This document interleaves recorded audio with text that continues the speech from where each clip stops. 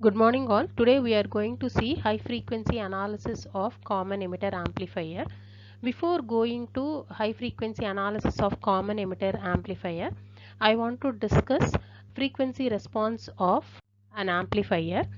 Now here I am showing the high frequency response and frequency response of an amplifier.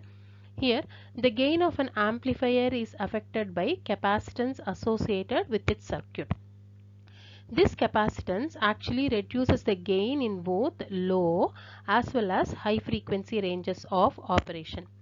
The Bode plot which I have shown here, actually it has a low frequency range, mid-band frequency range as well as high frequency band. Right now the reduction of gain in the low frequency band is due to the coupling and bypass capacitors selected. They are essentially short circuit in the mid and high bands. It's clear, right? And similarly the reduction of gain in the high frequency band is due to the internal capacitance of the amplifying device. Internal capacitance of the amplifying device means, for example, bipolar junction transistor, field effect transistor and so on. This capacitance is actually, it is represented by capacitors in the small signal equivalent circuit for these devices. They are essentially open circuit in the low and mid band frequency regions. Right now we'll go into the topic. Now when the high frequency response, when we are dealing with the high frequency response, while analyzing amplifiers at high frequencies, we should consider the effect of small capacitors of BJT. Right, so these small capacitors are nothing but which are in picofarad. It's clear, right? Actually this is actually high frequency response of bipolar junction transistor. Here we have considered CBE, CBC and CCE. Right, these are the internal capacitance we should consider for high frequency analysis. Right, next, at high frequencies, these internal capacitance plays the major role, that is CBC and CBE. Right. So what happens as the frequency goes up, the internal capacitive reactance goes down, and at some point they begin to have a significant effect on transistor gain. We will see how it happens. Now actually I am going to consider about CBE. When the reactance of base emitter capacitance becomes small enough, that is you consider Xc is equal to 1 by 2 pi Fc. As the frequency is high, obviously the reactance of the capacitance goes low, that is small. A significant amount of signal voltage is lost due to voltage divider effect of the source resistance and the reactance of the capacitance CBE. Similarly, now when I go to CBC, if I consider CBC, when the reactance of CBC becomes small enough, I am repeating again, Xc, you consider Xc equal to 1 by 2 pi Fc. As the frequency is high in the denominator, now the reactance of the capacitance is going to be very small. So a significant amount of output signal voltage is fed back out of phase with the input, that is a negative feedback occurs at this point, so which will effectively reducing the voltage gain. Right, so now we understood the capacitance effect of CBC and CBE. Now we'll draw high frequency pi model circuit. Now so here actually hybrid pi model for the BJT. Right, so now by considering all the resistances RBB and then R pi and then R naught and then R mu, so we'll see one by one, where RBB dash is called the base spreading resistance and which represents the resistance of the base emitter junction. Similarly, R pi represents the dynamic resistance for small signal analysis and it depends on the Q point of the design. So your R pi is equal to, I can write it as Vt by Ibq. Right. Now similarly R mu, which represents the feedback from the collector to the base and which is related to the hybrid parameter HRE. right?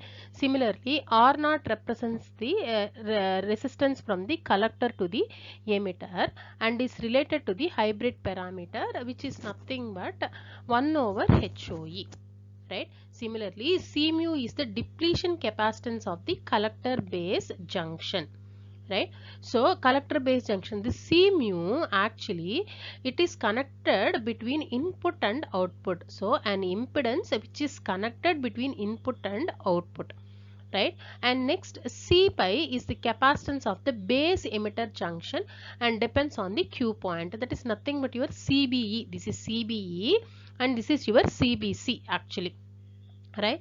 And GMV pi is the amplification factor, which is beta times of IB. This term we have seen already, right? Now FT is the transition frequency. Now we'll see how to resolve this circuit, that is how to approximate the circuit into more simpler format. Why we need to approximate this into more simpler format? Because an impedance is connected between an input and output. So obviously we have to resolve this, right? So we have to go for the next one. Now actually this is your high frequency model considering your RB dash E and then C mu, C pi and all. Now here after approximation I am just removing this RB dash C. Okay, so after removing RB dash C, here we have a C mu and C pi. Now this plays the major role. The C mu plays the major role where it is connected between input and output, right? Now we will see that actually to resolve this we have to go for the Miller's theorem. That is, in case if any impedance is connected between input and output to an amplifier circuit, right, using Miller's theorem we have to resolve this. Actually your Miller's theorem is used to simplify the analysis of amplifier at high frequencies where the internal transistor capacitance are important. Actually, AV is the voltage gain of the amplifier at mid frequencies and C represents actually your CBC, because CBC only connected in between input and output, right? So actually our Miller's theorem state that, right, C effectively appears as a capacitance from input to ground. That is, what we are going to do is the impedance which is connected from input to output, we are going to resolve into two components. One is at the input side and other one is at the output side. So at the input side I am going to resolve it as C in Miller equal to C into that is AV plus 1, that is gain plus 1. Similarly at the output side we are going to resolve the component into C into AV plus 1 over AV.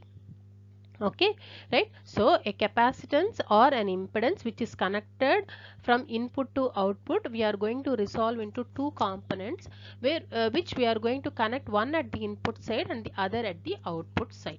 Okay, so this indicates if the voltage gain is 10 or greater, C out Miller is approximately equal to CBC, because your AV plus 1 by AV is always equal to 1. Clear? So you should remember this. So C out is almost equal to 1. You should remember this. Next, now we are resolving this C mu, right? C mu, as I told you that actually we can have it in the input side as well as output side, right? So what I am going to do is now I am going to have 2 points. One is called CA and CB. One is at input side C mu of 1 minus K. K here represent the gain only AV. Okay, 1 plus AV or 1 minus AV anyway. So CB is equal to C mu of 1 minus 1 by K, which is approximately C mu, right? Next, actually we resolve into 2.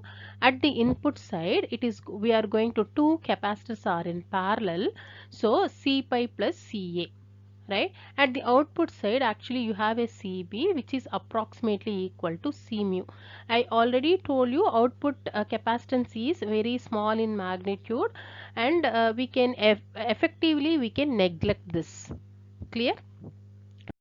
Now actually what we are going to do is, right, this C mu we are going to resolve into two components. One is at the input side and other one is at the output side, right. So input side we are going to have it as a C in, where C in is C pi plus C mu, right, and output side we have only C mu, and I said at the output side it is approximately equal to 1, so that we can neglect it, right. So this is how we can simplify the high frequency model of BJT. Thank you.